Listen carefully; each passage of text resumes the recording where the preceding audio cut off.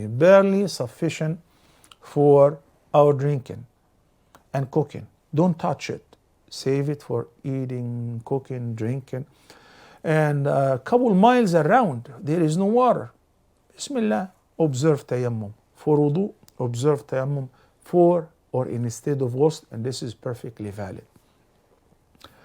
Sometimes there is water, but it could be extremely cold, and meanwhile there is no water heaters.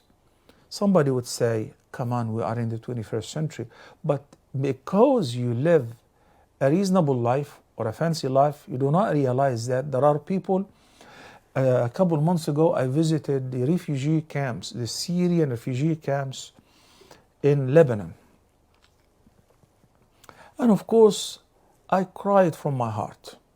I cried a lot because of the poor conditions that those people are living in for the past 10 years now, almost 11 years. Living in tents, and when it snows on their tents and on the roads. And when the snow melts, it becomes muddy. And they have water tanks, but they don't have water heaters. Extremely cold. The moment that I requested to use the bathroom or to make wudu, and they invited me to their tents, it's like, something really will make you cry.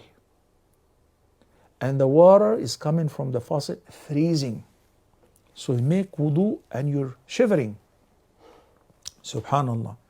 In this case, if you ask somebody to make ghusl with this cold water, it might kill them or sicken them.